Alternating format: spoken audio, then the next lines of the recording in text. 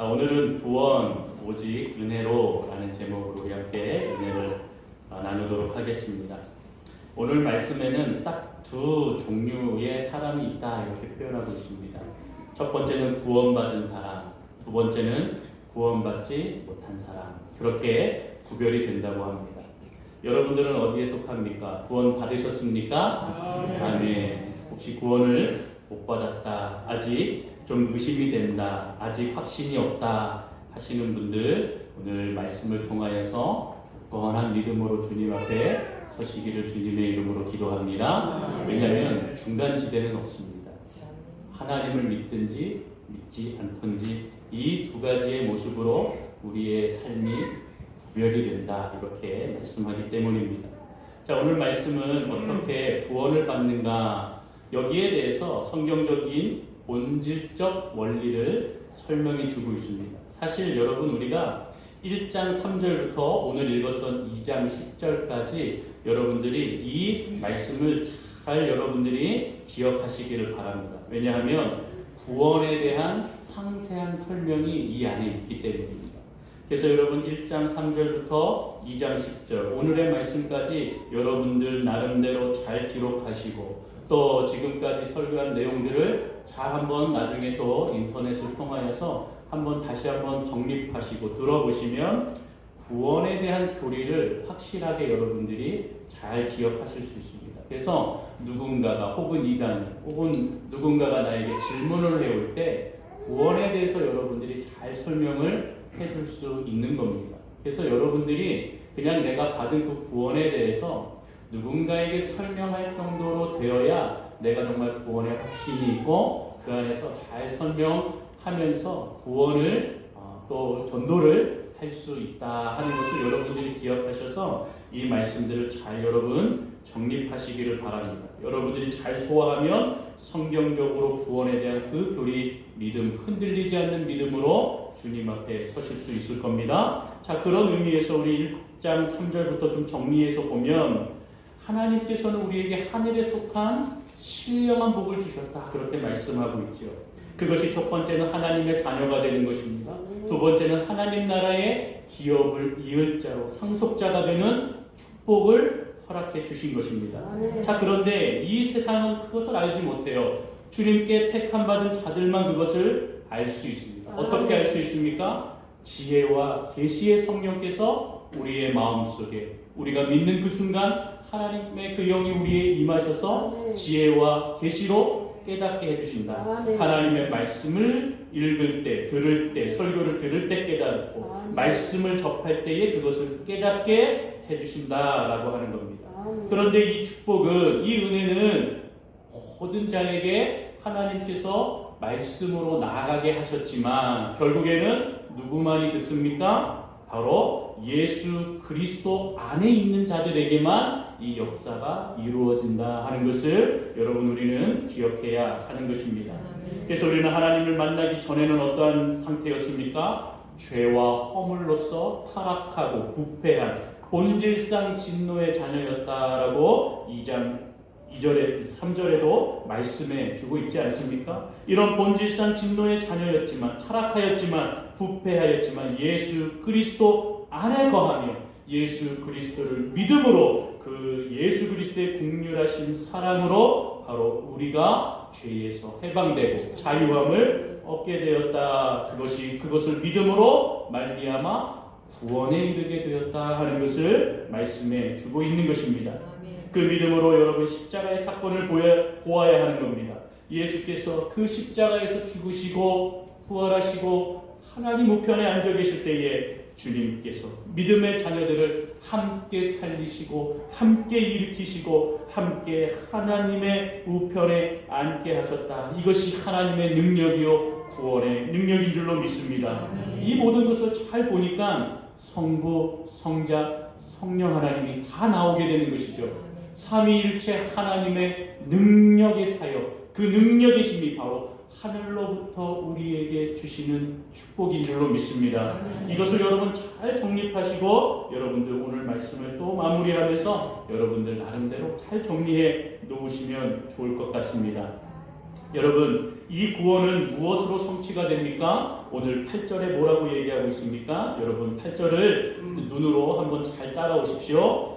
너희는 그 은혜에 의하여 믿음으로 말미암아 무엇을 받았다고요? 구원을 받았나니. 할렐루야. 여러분 은혜로 구원을 받은 겁니다. 그 은혜로 구원을 받았습니다. 그 구원을 은혜로 받은 그 구원을 믿음으로 받으시기를 바랍니다. 그런데 이 은혜는 긍휼이라고 하는 겁니다. 4절에 보니 긍휼에 풍성하신 하나님이 우리를 사랑하신 그 큰 사랑으로 인하여 이렇게 표현하고 있죠. 긍휼은 우리를 사랑하신 그 크신 사랑의 마음이다. 좋은 마음이죠. 그래서 은혜는 우리를 구원으로 이끄시는 결정적인 핵심의 역할을 하는 것입니다. 그런데 여러분 8절을 잘 읽어보면 너희는 그 은혜, 이렇게 그 은혜라고 합니다. 그분의 은혜가 아니라 그 은혜 이렇게 표현하고 있습니다. 여러분 하나님은 여러 은혜를 우리에게 행하셨습니다. 특별히 우리가 5절과 6절을 보면 하나님께서 예수 그리스도의 은혜를 통하여 함께 일으키시고 함께 하늘에 앉히시는 은혜를 주셨다라고 하고 있습니다. 자, 그런데 여러분 우리가 잘 보면 이것이 우리 교리 안에 잘 들어가 있습니다. 특별히 우리 장로교는 사실 개혁주의 신앙을 기본으로 합니다. 영어로 하면 프레스버테리안이라고 하죠. 이것은요 개혁자라는 말입니다. 그런데 카톨릭에서 나왔잖아요. 그래서 카톨릭에서 입장에서 볼 때는 바로 이 장로교를 프레스버테리안을 뭐라고 얘기하냐면 배신자들 이렇게 얘기합니다. 그런데 우리는 개혁을 일으킨 것이죠. 개혁자라는 말을 하는 것입니다. 여러분 그래서 이 개혁주의자의 정신을 받아들여서 우리 장로교가 탄생하게 되었던 것입니다. 그리고 이 안에서 또 수많은 여러분 교단들이 나오게 되죠. 우리가 알듯이 감리교도 나오고 성결교도 나오고 또 침례교도 나오고. 그런데 우리 장로교에서 특별히 이 중요한 교리를 칼빈의 그 사상의 교리를 받아들이게 되는 것입니다. 그래서 우리가 칼빈의 5대 교리를 여러분 들어보셨을 겁니다. 우리 화면으로 좀 한번 보여주시죠. 칼빈의 5대 교리, 개혁주의 사상가들 중에서 칼빈의 사상을 우리 장로교가 좀 많이 받아들이기는 하였습니다. 그래서 보통 우리 합동측을 얘기할 때 칼빈주의자들이다라고 이야기는 하는데요. 정말로 조금 더 자세하게 얘기하면 원래는 개혁주의 신앙을 받아들인 자들입니다. 그 중에서도 칼빈주의를 받았는데 여러분 첫 번째, 두 번째, 세 번째, 네 번째, 5가지입니다. 영어로 이 첫 글자를 이렇게 따서 들어보면 튤립입니다. 그래서 이 튤립, T-U-L-I-P. 그래서 튤립이라는 이름을 가지고 이렇게 칼빈의 5대 교리를 이야기합니다. 첫 번째는 전적 부패, 전적 타락이죠. 두 번째는 무조건적인 선택, 세 번째는 제한 속죄, 네 번째는 불가항력적 은혜, 5번째는 성도의 견인. 우리가 에베소서 1장 3절부터 2장 10절까지 읽은 내용 안에 이 5개가 녹아져 있습니다. 한번 볼까요? 여러분 2장 3절을 보면 눈으로 따라오세요. 2장 3절을 보면 전에는 우리도 그 가운데서 우리의 육체의 욕심을 따라 지내며 육체와 마음에 원하는 것을 하여 다른 이들과 같이 본질상 무엇의 자녀요? 진노의 자녀. 전적으로 타락한 겁니다. 전적으로 부패한 겁니다.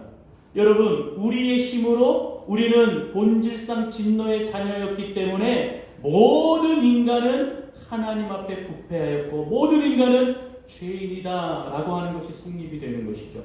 그래서 전적으로 타락하였습니다. 전적으로 부패하였습니다. 자, 그러나 1장 4절, 우리 1장 4절 눈으로 따라오세요. 곧 창세전에 그리스도 안에서 우리를 택하사 우리로 사랑 안에서 그 앞에 거룩하고 흠이 없게 하시는 은혜. 우리를 택하사 무조건적인 선택입니다. 하나님께서 우리를 선택하셨다라고 하는 겁니다. 사랑 안에서, 그리스도의 사랑 안에서 우리를 선택하셨다. 이것이 하나님께서 우리에게 말씀하신 무조건적인 선택입니다. 여러분, 우리 로마서를 읽으면 선택과 유기가 있어요. 하나님의 믿음으로 하나님의 자녀가 되었고 하나님을 믿지 않는 자들은 유기, 버린다라는 그러한 것인데요. 나중에 좀 설명할 기회가 있겠지만 그 원인을 봤을 때는 무조건적인 하나님의 선택, 하나님의 계획 안에 선택하심이 있다라고 하는 겁니다. 자, 그런데 1장 9절과 10절을 봅니다. 1장 9절과 10절. 그 뜻의 비밀을 우리에게 알리신 것이요 그의 기뻐하심을 따라 그리스도 안에서 때가 찬 경륜을 위하여 예정하신 것이니 하늘에 있는 것이나 땅에 있는 것이 다 그리스도 안에서 통일을 되게 하려 하심이라. 여러분, 누구 안에서요? 그리스도 안에서. 여러분, 1장 3절부터 2장 10절까지 보면 계속 반복되는 것, 그리스도 안에서, 그리스도 안에서, 그리스도 안에서. 이것은 그리스도의 속죄의 범위를 얘기하는 겁니다. 모든 인간을 구원하시기 위해서 오셨다. 우리 이런 얘기도 들어보셨죠? 그런데 엄밀히 말하면 그리스도 안에 있어야 한다는 겁니다. 모든 인간을 위하여 오셨지만 그리스도를 믿고 그리스도 안에 있어야 구원함을 얻는다라고 하는 것입니다. 그래서 선택하셨다. 그리고 그들을 찾으신다. 그리고 그를 구원하신다라고 하는 겁니다. 누구 안에서요? 그리스도 안에서. 그래서 그리스도를 믿냐 믿지 않느냐 그것이 중요하다라고 하는 것입니다. 그리스도 안에서 우리는 주님을 온전히 믿고 바라보는 자녀인 것을 믿어 의심치 않습니다. 그것을 바라보며 주님을 바라보는 저와 여러분들이 되기를 소망합니다.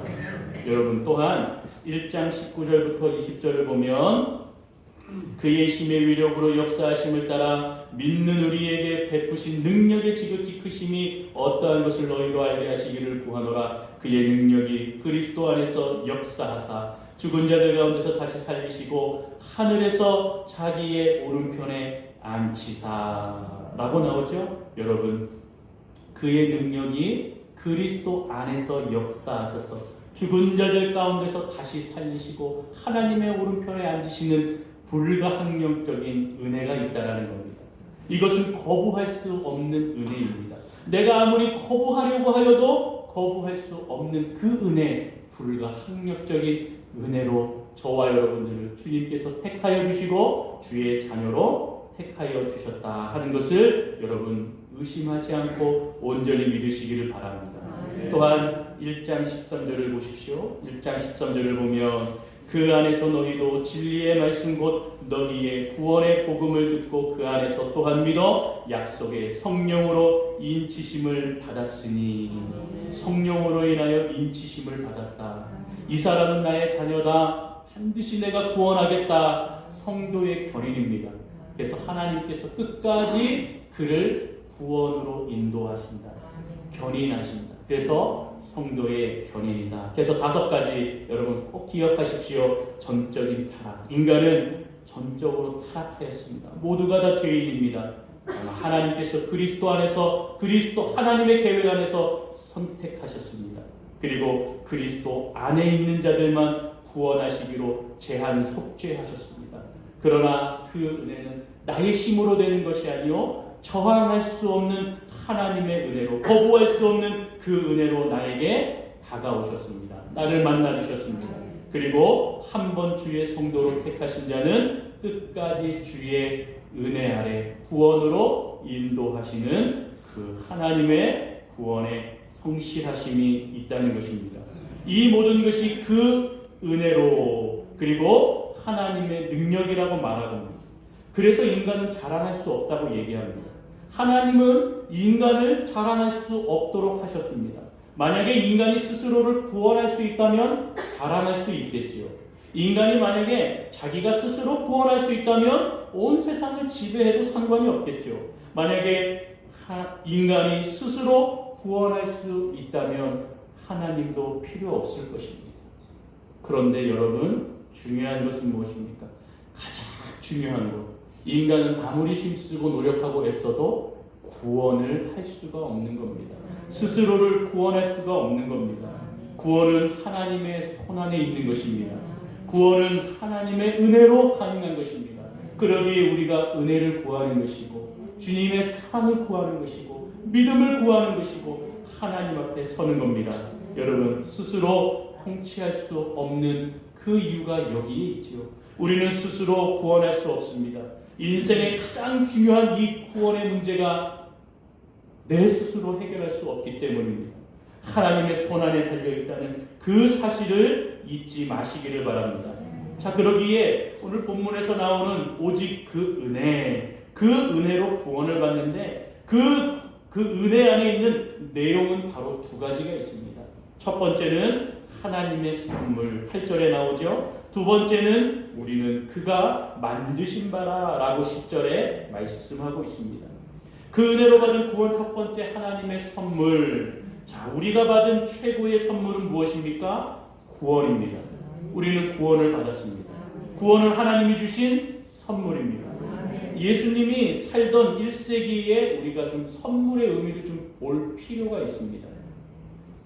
여러분, 1세기 고대 로마의 문화 속에 선물은요, 가장 중요한 것이 무엇이었냐면 순환성이었습니다. 누군가 나에게 선물을 주면 그 선물에 대해서 보답을 하거나 인사를 합니다.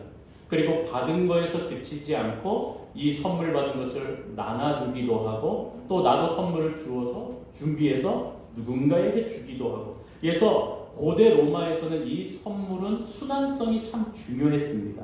자, 그런데 이것이 조금 시간이 지나면서 그 선물의 의미가 변질되었습니다. 어떻게 변질되었냐면, 저 사람, 내가 선물을 하면 저 사람이 나한테 보답을 할까? 아, 그런 형편이 안 될 거야. 아, 그런 사람이 아니지. 라는 그러한 생각이 들면 그 사람한테는 선물을 하지 않습니다. 그래서 상류층은 상류층대로, 또 자기 없는 사람은 없는 사람대로 선물을 자기들끼리 나누게 되었고, 또 그렇게 서로 통용하지 않는 그러한 선물의 변질이 이루어지게 되었다라는 겁니다. 그래서 선물이 굉장히 제한적으로만, 있는 자들만 그렇게 나누는 어떤 형태로 주게 되었다라는 것이죠. 자, 그러나 1세기의 유대인들, 하나님의 자녀들은 그렇지 않았다는 겁니다. 무엇입니까? 더 넓은 마음으로 자기가 누군가에게 호의를 베풀고 선물을 주면 받을 생각을 하지 않는 겁니다. 내가 줬는데 받을 생각으로 주었다라고 하는 것이 아니죠. 그것이 율법 안에 있기 때문에 그들은 옛날 구약 때부터 그러한 마음으로 선물을 통용하였기 때문에 주었으면 받을 생각을 하지 않았던 것이 유대인들의 모습입니다. 그래서 여러분, 우리 1세기의 초대교회의 모습을 보십시오. 서로 함께 모이고 가지고 있는 것을 함께 베풀고 통용하였다라고 하죠. 그래서 유대인들은요, 칭찬받은 그러한 민족이 되었던 그 이유 중에 하나는, 와, 저 사람들은 무언가 베풀면 다시 받을 생각을 하지 않는다라 해서 좋은 이미지가 있었던 겁니다.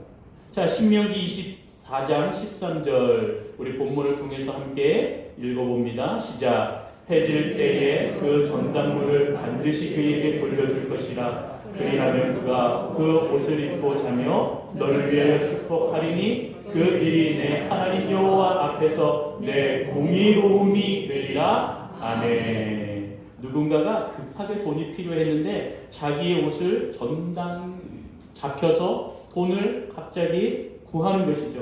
자, 그런데 그가 그 돈을 해가 질 때까지 갚지 못한다 하더라도 너희는 그에게 다시 옷을 돌려주어라. 그가 어려움에 추움에 벌벌 떨지 않도록 그에게 다시 옷을 주오고 그것을 준다면 그 사람이 너를 축복하겠고 하나님께서도 너에게 너가 의로운 자로 또 하나님께서 보답해 주실 것이다 라고 말씀하였기 때문에 유대인들은 어려서부터 이 선물의 의미는 주면 받지 않는다. 그냥 내가 마음을 다해 주는 것이다 라는 것이 있었다라는 것이죠. 그리고 또 한 가지 이 유대인들에게 있었던 선물의 의미 중에 하나는 중요한 것은 뭐냐면 바로 사람이 선물이라 하는 것을 그들은 마음 가운데 있었다라는 것이죠. 자, 민수기 18장 6절과 7절입니다. 우리 같이 함께 화면을 통해서 읽어보겠습니다. 시작. 보라, 내가 이스라엘 자손 중에서 너희의 형제 레위인을 택하여 내게 돌리고 너희에게 선물로 주어 회막에 일을 하게 하였나니 너와 내 아들들은 제단과 휘장 안에 모든 일에 대하여 제사장의 직분을 지켜 섬기라. 내가 제사장의 직분을 너희에게 선물로 주었은즉 거기 가까이 하여 외이는 죽임을 당할지니라. 아멘. 여러분, 하나님께서는 레위인을 택하셔서요 바로 그들을 회막에서 섬기는 제사장으로 세워주셨습니다. 그런데 6절을 보니까 이 레위인들을 너희에게, 이스라엘 너희 민족에게 선물로 주었다 이렇게 표현하고 있죠. 선물로 주었다. 결국에 이 선물로 주었다라고 하는 의미는 제사장의 직분을 갖고 있는 이 레위인을 통해서 너희가 이 레위인을 만나면 레위인들을 통하여 누구에게로 올 수 있다? 하나님께로 올 수 있다. 하나님을 예배하기 위해서 이 레위인들을 분명히 만나야 됩니다. 내 죄를 속죄하기 위해서 나에게 있는 이 희생제물을 레위인을 먼저 거쳐서 하나님 앞에 바쳐지게 되어 있죠.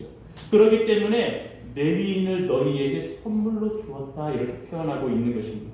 자, 지금에 와서 우리는 어떠한 선물의 의미를 갖고 있어야 됩니까? 저와 여러분들은 하나님께서 바로 누군가에게 선물과 같은 삶을 살라고 허락하신 존재인 줄로 믿습니다. 믿지 않는 자들이 나를 통하여, 믿는 자들을 통하여, 성도를 통하여 하나님을 알 수 있도록 이 세상에 보내주신 하나님의 선물이 되어야 될 줄로 믿습니다.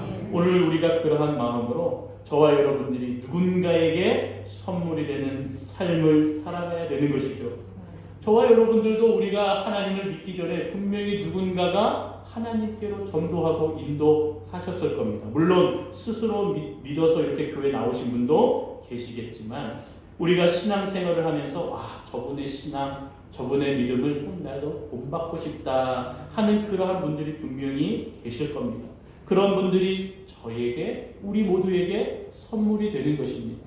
여러분, 내가 누군가에게 하나님을 알려줄 수 있는 선물이 된다라고 하는 것은 굉장히 중요한 의미가 되는 것이죠. 그러기에 저와 여러분들이 믿음으로 항상 성숙해야 되고 성장해야 되고 그리하여서 믿음의 볼이 되어 누군가에게 선물이 되는 그러한 삶의 모습이 되기를 주님의 이름으로 축원합니다. 자, 그리고 그 은혜에 받은 구원의 내용 두 번째, 우리는 그의 만드신 바라라고 하는 겁니다. 우리는 예수 그리스도 안에서 지음받은 존재입니다. 그러기에 10절에 우리는 그가 만드신 바라 이렇게 고백을 하고 있습니다. 우리는 하나님의 창조물입니다. 꽤 괜찮은 작품입니다. 멋진 작품이라는 것입니다. 왜 멋졌습니까? 왜 멋지게 되었습니까? 원래는 여러분 본질상 진노의 자녀들이었습니다. 우리는 부패하고 타락하였습니다. 우리의 선조인 아담 할아버지가 하나님의 만드신 그 에덴 동산에서 주님을 바라보고 의지하고 살아가야 되는데 하나님이 하지 말라고 하는 그 선악을 알게 하는 그 실과를 하와가 먹고 아담이 먹고 그리하여서 죄악이 세상에 들어오게 되었다. 그리고 그의 후손들 모두가 다 죄인의 그 본성을 가지고 태어나게 되는 것이죠. 그리고 내가 그 본성, 내 안에 있던 그 죄의 본성을 삶에서 행하면 그것이 이제 자범죄가 되는 것입니다. 그래서 우리는 죄악 가운데 전적으로 타락하여 본질상 진노의 자녀라고 하는 것입니다. 자, 그런데 누구로 말미암아요? 예수 그리스도로 말미암아 구원의 은혜를 받았어 새로운 피조물이 된 줄로 믿습니다. 바로 우리가 하나님의 은혜 안에 있기 때문에 우리의 모습 안에 창조와 구원의 능력이 있기 때문에 우리는 멋진 존재다라고 하는 겁니다. 하나님의 멋진 작품이다 하는 것입니다. 물론 여전히 우리 마음에, 우리 생각에, 우리 모습에 부끄러움의 모습이 있습니다. 죄악의 찌꺼기들이 있습니다. 하나님께서 예수 그리스도를 통하여 십자가에서 은혜로 모든 죄를 다 씻어 주셨건만 여전히 우리는 완벽하지 못하여 부족하여서 아직 죄의 본성이 이 안에 있어서 죄악의 찌꺼기들이 이 안에 있어서 아직 부끄러운 모습으로 나아갑니다. 결국 우리가 완벽하게 되는 것은 언제입니까? 하나님 앞에 서는 날. 하나님 앞에 서게 될 때에 하나님께서는 우리를 완벽하게 하늘나라에 들어가는 천국 백성으로 우리를 인도해 주실 줄로 믿습니다. 그래서 우리가 하늘나라에 갈 때는요, 새로운 형태의 모습으로 주님께로 가게 된다라고 하는 것입니다. 이 모습 그대로 가지 않습니다. 하나님의 은혜를 입어서 새로운 모습으로, 변화된 모습으로 갈 것입니다. 그러기에 하나님을 온전히 바라보고 주님 앞에 서는 저와 여러분들이 되기를 바랍니다. 여러분, 그래서 오늘 10절을 보십시오. 우리는 그가 만드신 바라라고 말씀하고 있는데, 본문 10절에 보면 이 모든 것을 통하여서 예수 안에서 무슨 일을 위하여 지음받았다고요? 선한 일을 위하여 지음받았다라고 하는 것입니다. 여러분, 선한 일이다라고 하는 것은 무슨 일입니까? 어려운 사람을 돕고, 어려운 교회를 돕고, 선교지를 돕고, 이것이 선한 일이다 라고 하는 겁니까? 물론 선한 일입니다. 자, 그런데 근본적으로 선한 일이다 라고 하는, 그 우리가 생각하는 선한 일이다 라고 하는 것은 무엇이냐면, 이렇게 누구를 돕고 구제하고 돕는 그 일들을 포함하여서 본질적으로는 하나님의 계획, 하나님의 뜻, 하나님의 일을 선한 일이라고 하는 것입니다. 그래서 하나님께서 계획하셨고 하나님께서 우리에게 주신 사명, 이것이 선한 일인 줄로 믿습니다. 하나님께서 우리를 만드실 때에 우리의 모난 부분, 우리의 여러 가지 상처, 죄악의 모습들이 여전히 있지만 하나님께서는 우리를 여전히 그 모습 그대로 사용하신다라고 하는 것입니다.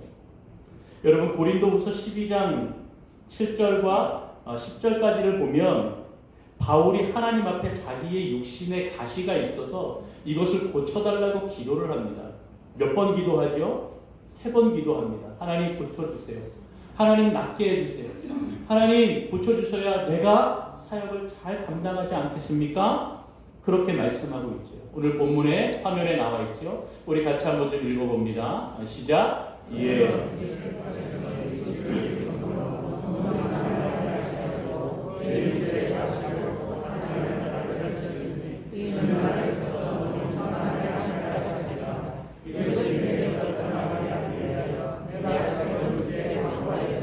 아멘. 몇 번 강구했다고요?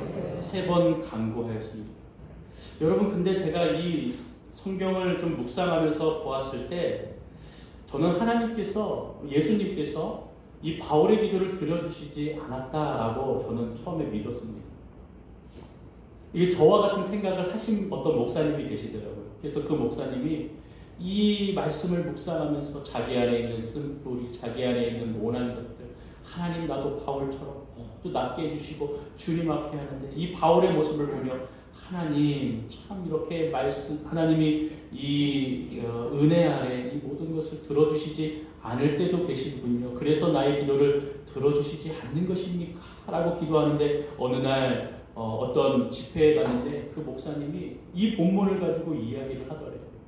그래서 너무나 궁금해서 잘 듣다가 좀 이해 안 되는 부분이 있어서 모든 예배가 끝나고 그 목사님을 찾아갔다고 합니다.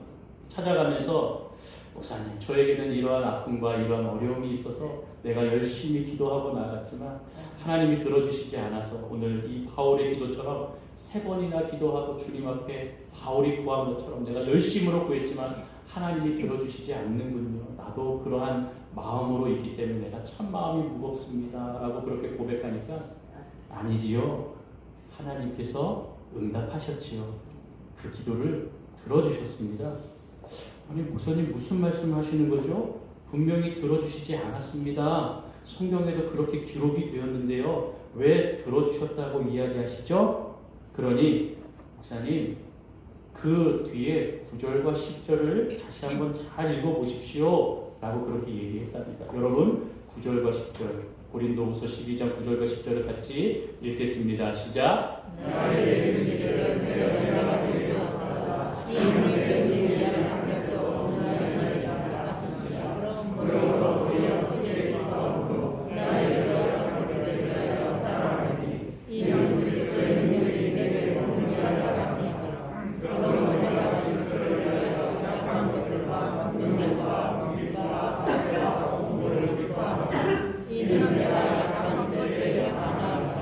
할렐루야.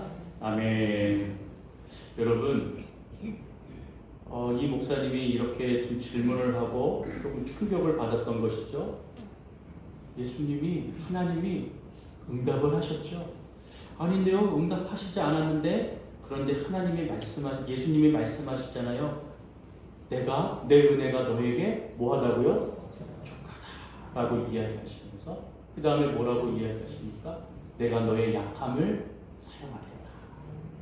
여러분 잘 보시면, 그리고 이야기하죠. 그 목사님이, 그 질문했던 목사님한테 이렇게 이야기합니다.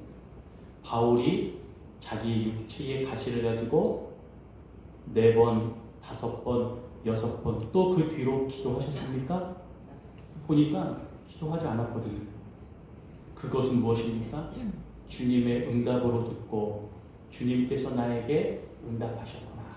그것을 듣고 더 이상 기도하지 않았습니다. 바울에게는 여전히 육체의 가시가 있었지만 하나님께서 말씀하시고 내 은혜가 너에게 족하다. 그리고 너의 약함과 너의 가시, 그 연약한 것을 나는 들어서 사용할 계획이다. 그것이 응답이었다는 거예요. 여러분, 우리는 보통 내가 가지고 있는 결과물을 가지고 기도하면서 이것이 돼야지 응답이라고 생각할 때가 많이 있습니다. 하나님, 나를 고쳐주세요. 나를 도와주세요. 이게 나의 계획입니다. 이것이 응답입니다. 그런데 하나님은 그렇게 얘기하시지 않습니다. 내 은혜가 내게 족하다. 너가 가지고 있는 너의 육체의 그 가시, 내가 너의 그 연약함을 들어서 사용할 것이다. 너의 연약함을 사용하여 하나님의 이름이 전파되고 나타내도록 할 것이다. 이것이 하나님의 응답이며 하나님의 계획이라고 바울에게 말씀해주고 있는 것이죠. 여러분, 나의 연약함이 있을지라도, 나의 부족함이 있을지라도 하나님의 계획은 그것을 가지고 사용하시겠다 하는 계획을 가지고 있는 것입니다.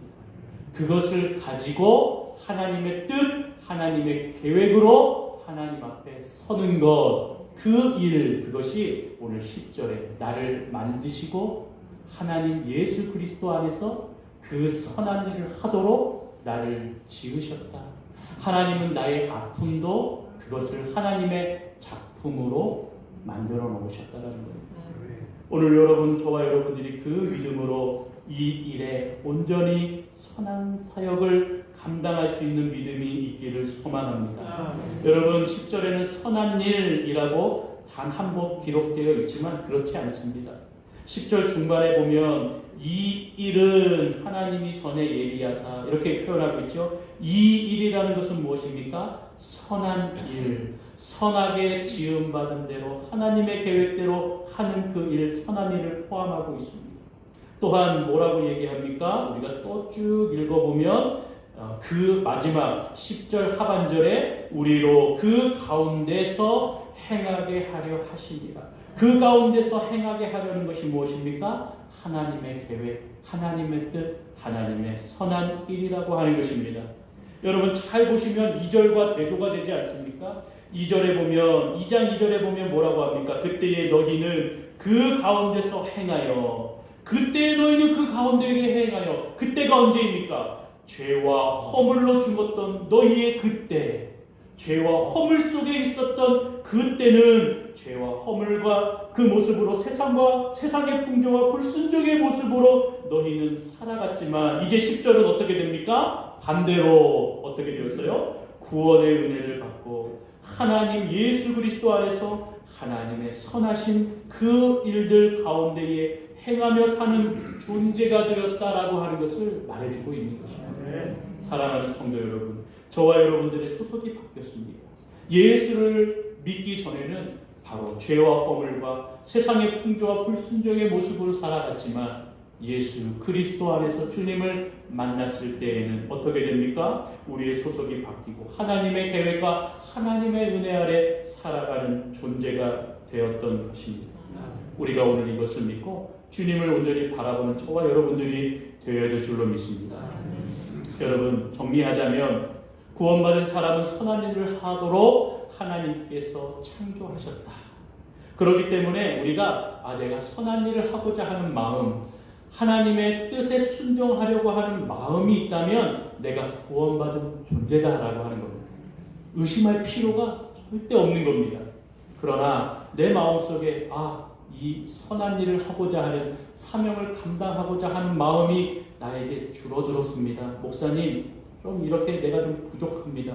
내가 구원을 받지 않은 것 같은데 이게 맞나요? 여러분, 맞지요. 이 마음이 줄어들었다 해서 하나님 앞에 구원을 받지 않았다라는 것이 아닙니다.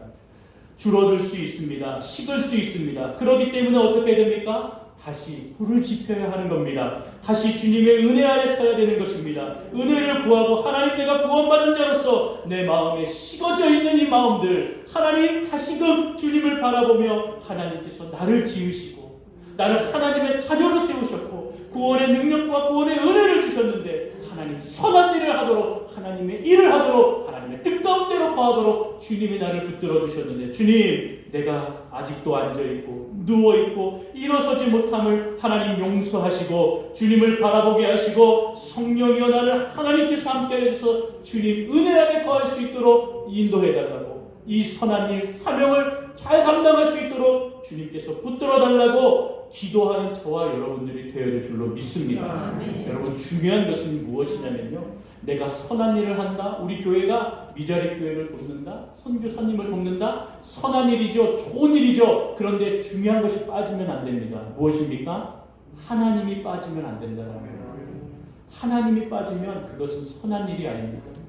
우리 교회에 뭐라 그럴까요? 우리 교회가 이만큼 덥습니다 하고 어디에 이렇게 내세우려고 하는 그런 마음이 있다면, 하나님의 마음이 아니라 그런 마음으로 한다면 그것은 선한 사역이 아닌 것입니다. 여러분들이 누구를 돕고 누구를 또 구제하고 나아간다, 그런데 그것이 나의 자랑이 되고 누군가에게 보리려고 하는 그 교만함이라고 한다면, 그 안에 하나님이 계시지 아니한다면 그것은 선한 일이 아니다라는 것이죠. 왜냐하면 선한 일은 하나님의 뜻이요, 하나님의 은혜 아래, 하나님의 계획 안에 우리 마음에 심어주신 것이다 라고 하는 겁니다. 하나님의 선한 일을 하도록 우리는 지음 받은 존재입니다. 이것은 무엇을 배워서 하는 것이 아닙니다. 하나님의 자녀라면 응당, 마땅히 해야 하는 줄로 믿습니다. 여러분, 저와 여러분들이 그 은혜 아래 하나님을 바라보며 주님 앞에 서는 믿음의 사람들이 되기를 소망합니다. 이제 결론을 맺겠습니다. 죄와 허물로 살던 그 인생이 하나님을 만나서 예수 그리스도를 믿어서 구원에 이르게 되었습니다. 선하신 그 하나님의 뜻을 따라 새로운 피조물이 된 줄로 믿습니다. 여러분, 그래서 고린도후서 5장 17절 뭐라고 말씀합니까? 우리 같이 한번 읽어봅니다. 시작. 그런즉 누구든지 그리스도 안에 있으면 새로운 피조물이라, 이전 것은 지나갔으니 보라 새 것이 되었도다. 할렐루야. 새 사람의 특징은 하나님의 통치, 하나님의 주권, 하나님의 계획, 하나님의 섭리 안에 있는 자들입니다. 저와 여러분들은 하나님의 은혜 아래, 하나님의 통치 아래, 하나님의 주권 안에 있는 줄로 믿습니다. 우리가 예수를 믿기 전에 본질상의 진노의 자녀였지만 그 은혜로 하나님을 바라보게 되었고 하나님의 자녀가 되었고 상속자가 되었습니다. 믿음으로 구원에 이르게 되었습니다. 그 은혜로 연동교회 안에서 주님의 자녀로, 하나님의 자녀로 세운 받음을 되었고 택함을 받은 줄로 믿습니다. 그 믿음으로 예수 그리스도 안에서 구원의 은혜, 하나님의 선물, 복된 인생이 되는 것이 저와 여러분들의 사명인 줄로 믿습니다. 오늘도 주님을 바라보며 하나님의 사명을 감당하며 구원의 은혜를 늘 찬양하며 오직 은혜로 우리가 구원을 받았고 주님의 선물을 받았고 우리가 주의 만드신 바로 하나님께서 나를 살리시고 인도하시는 복된 인생이 되었구나. 이것 잊지 마시고 오늘도 주님의 은혜 아래 거하는 저와 여러분들의 인생이, 믿음의 삶이, 거룩한 삶이 되시기를 주님의 이름으로 축원합니다. 기도하겠습니다. 하나님 감사합니다.